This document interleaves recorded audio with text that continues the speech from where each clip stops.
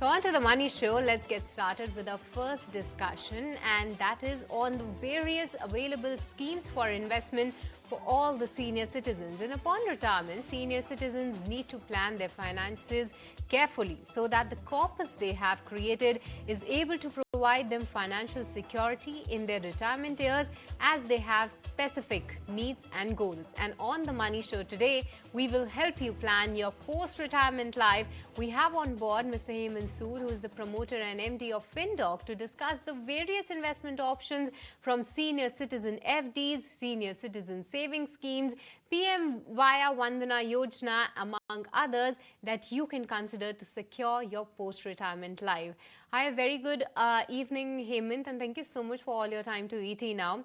Firstly, let me start with the various kind of schemes that you have got for our viewers. There are many schemes that we wish to be discussing on, but as a starting point, as these senior citizen schemes do offer not just the security benefit, along with that, the risk is lesser in compared to the other asset classes that we have. And with respect to that, there's always a buffer of maybe 50 to 100 basis points that all these senior citizen schemes are offered. But just to start with, amongst the list of schemes that we're going to be discussing, what is the range of investment, or rather the range of return that a senior citizen scheme while investing should be expecting? I think thank you, Srishti, first of all, for inviting. I think for the range, it depends from person to person and what that person feels that the contingency fund should be. So that there cannot be a fixed range, but anything which you think you need in a contingency, which you think need for a critical illness, or you need for a particular thing in a family. So that is the minimum you should have investments in the senior citizen scheme. And as you rightly said, that most of the senior citizen scheme has a buffer of 50 to 100 basis points for the senior citizens. And nowadays, these days, people like to invest on the name of the senior citizen, like son like to invest in the name of the father for particular this buffer point. We'll touch upon that, but this was just to set a context that in terms of if anybody is looking forward to invest in the senior citizen scheme, what kind of a broad range of return they should be expecting. But nevertheless, we'll try to get the perspective, or rather discuss in details all the schemes that are available that not just offer you a little bit of less risk in terms of other asset classes, maybe like equities, but other than that, what kind of a return expectation and what are the pros and cons. So let's get started. And Hemant, the first scheme that we wish to discuss is the Pradhan Mantri Vaya Vandana Yojana. How do you see this, and what kind of benefits senior citizens can have from this particular scheme? Take it away. I think this is an excellent scheme by the government of India. It is for the 60 year and above, and these are not open for NRAs, but this is open for only Indian citizens.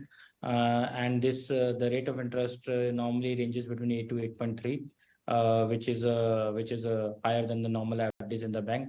This scheme also has a tax benefit, a little bit of tax benefit as well. And but for withdrawal, you need a critical illness. When you can't withdraw otherwise, 98% of the amount you can withdraw in case of the critical illness. And maximum you can invest in this scheme is 15 lakh, and the minimum is 1.5 lakh. Okay, so those are the points that are promising interest rates of 7.4 to 8%. This is for 10 years. This is for 10 years. This is for 10 years. Okay. Yeah. So if you stay invested for 10 years, then at least 7.4 to 8% is what you should be expecting. 8 to 8.3, 8 to 8.3, which is higher than most of the schemes. Okay, so under 15 lakhs is if a senior is going ahead and stay invested for 10 years, then you are saying that this scheme can give you 8 to 8.3%. And the rate of interest changes after every time the government announces the new rate whenever. So right now the range is 8 to 8.3. Was a tax benefit, Hemant, right? Yeah, this has a little bit of there's no tax deduction benefit under Section 80C, but this exempt from the being taxed on the investment amount, but the interest income is taxable in this scheme as per your income tax slab. Okay, so that's all about Pradhan Mantri Vaya Vandana Yojana. But Hemant, this is one scheme that is offered by the government. But not just seniors, but a lot of viewers don't actually look at the debt instruments that are available for investments. In the list that we have curated for our viewers, that is NCD as well. It includes NCDs as well. So for senior citizens, how do you see this particular instrument and what kind of a benefits that they can have? And other than that, what options are available where they can actually go and invest their money in? So I think for the NCD, I will not advise senior citizens to invest in NCDs. But obviously, there are some NCDs where you can invest. But I don't recommend senior citizens to invest their contingency fund in the NCDs. NCDs in nature has a little bit higher risk than the FDs and the post office scheme, senior citizen savings schemes, Pradhan Mantri Vaya Vandana Yojana. So that has a little bit higher element of risk, and obviously there's a little bit higher return as well. Most of the NCD, the private NCDs goes between the range of 10 to 11%. And but if they are looking for a better return, and then I recommend they should invest in the probably the government backed NCDs or AAA rated NCDs, which are a little bit safer in context. Okay, so there you go. That's all about NCDs. And Hemant, the options that are available, that is India Grid Trust, that is providing around 7.8%. And other than that, NIIF, National Investment Infrastructure Fund, that's also an option available, right?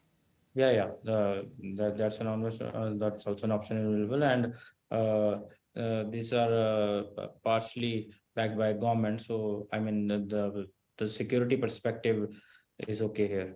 So, but normally there are options available for the right now for the citizens to take a interest rate of 8 plus. But if any senior citizen is in a higher tax bracket, and these are the bonds are a good way to invest, because they provide tax incentives as well, because you have to pay short term or long term capital gain if you redeem after 1 year, and which is mostly the case in these NCDs. And so if you are in a higher tax bracket, then you can also consider NCDs. So this particular scheme, what Hemant is highlighting, that if you are in the higher tax bracket, then those senior citizens can actually opt for this. The two schemes that Hemant highlighted is India Grid Trust, that could offer 7.8% yield per year, as well as NIIF, that is providing around 7% of return. To 7 to 8% is the range that is coming in for NCDs and for all those who actually come in the higher tax bracket. But Hemant, let's move on, and I'm sure that most of the senior citizens must be having this particular investment, and that's like amongst the majority of them we see this, and that is FDs.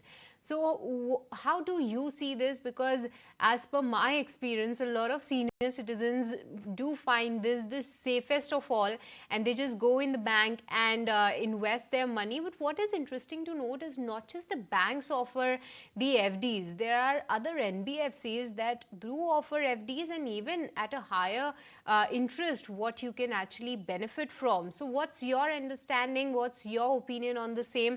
How much amount of money, or rather a portion of money, they should be investing in FDs, and what kind of a return expectation they should be having?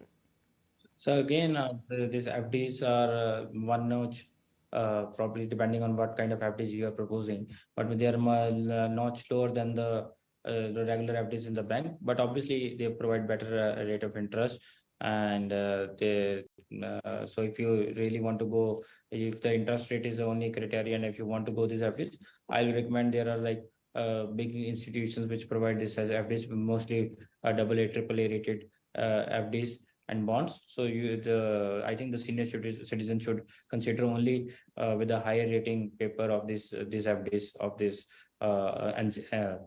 NBFCs. Because for me, I think for the safety of the fund, and much importantly, the timing of the excess of fund is very, very important for the senior citizens. So I would say that if you are going outside the banking regime, look for a paper, look for FDs which are highly rated by the rating agencies. One should definitely You look may at. get half an may get half an or 1% less than the normal FDs, but I would suggest that's worth it. Okay, so one should definitely go for those higher rated FDs. But Hemant, among the differential between what banks offer and what the other NBFCs offer in terms of the rate of return that you get on FDs, anything you wish to highlight there, and any particular name amongst all the names that are available you wish to highlight where viewers can consider investing their money? I think there are a lot of FDs available with now the merger has happened, but earlier it was available for the HDFC as well.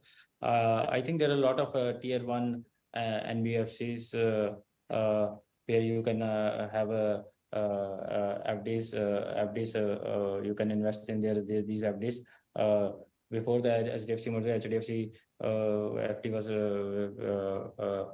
very good. I think there are a lot of bond providing sites, and there is a lot of comparison available in the like even in the ET Money, where you can compare most of the what are the AAA bonds in India, and you can invest in those bonds. And as a matter, I would suggest that you, as a senior citizen, you should have invest some money in the regular bank FDs and some money in the bonds, so that will average your the return as well, and it will give you a little bit of easier access and little bit more safer.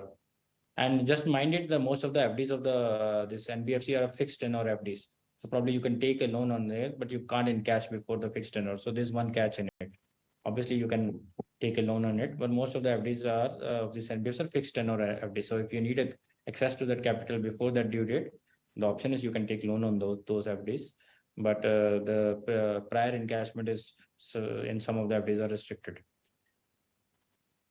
Encashment is a bit restricted is what Hemant is highlighting, but definitely if you're in need of money you can actually take some loan, and to the name, sorry, I missed out the name. So PNB Housing Finance FDs, and earlier there used to be HDFC, and you can consider these FDs.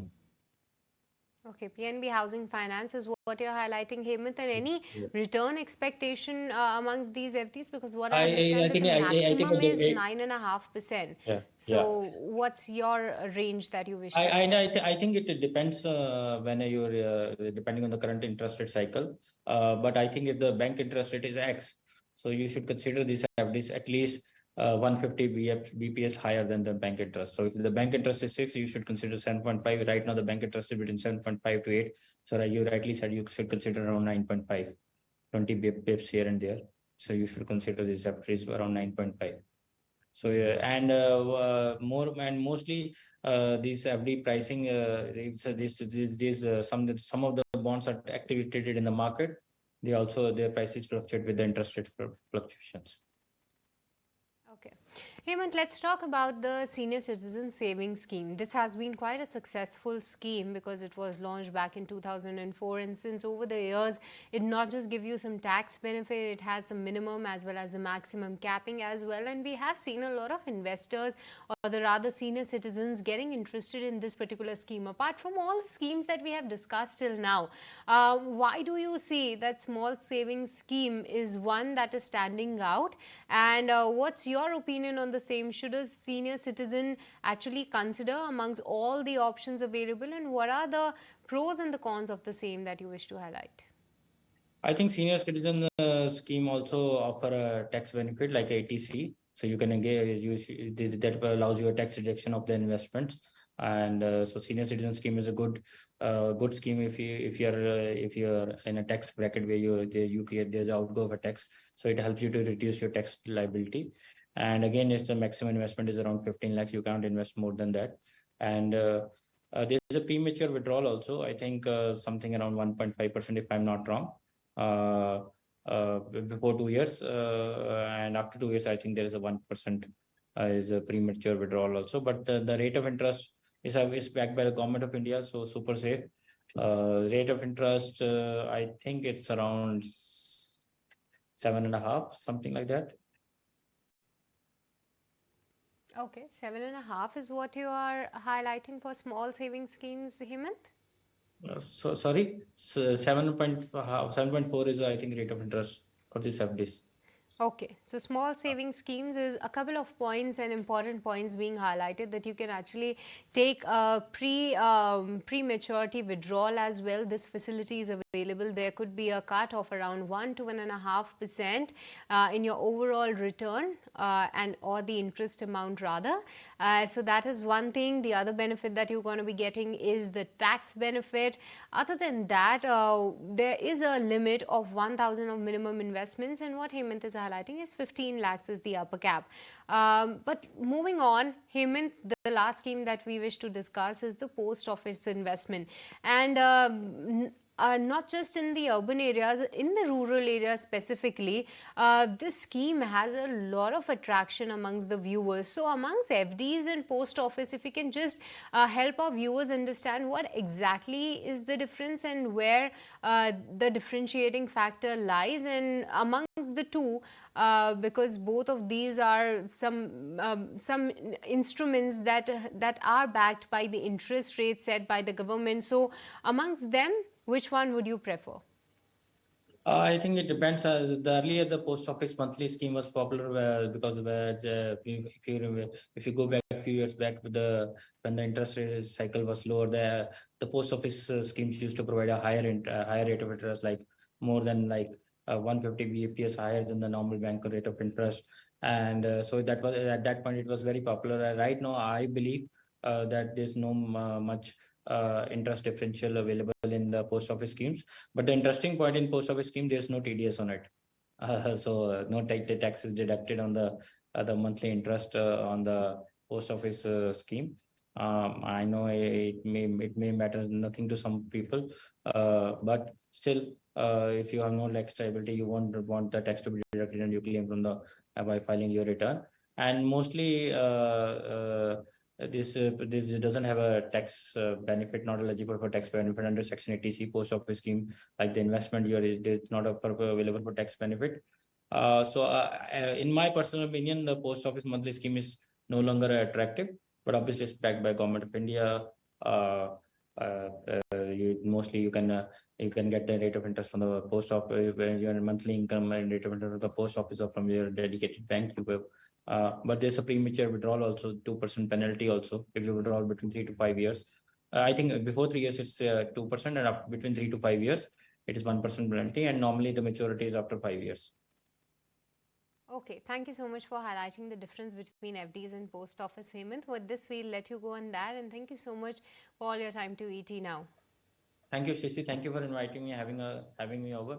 Thank you, and you're doing a great service to the senior citizens for enlightening them. Well, yes, we hope that a lot of senior citizens are benefit watching this special edition or this programming, wherein we did highlight a lot of investment options available that are not just offering you a lesser risk, but other than that, there are other benefits with respect to the tax benefits as well as tax deductions. Other than that, what kind of return expectation you must be having is what we highlighted in this particular segment. But with this, viewers, it's time to slip into a short break, but don't go anywhere. We'll be right back with more.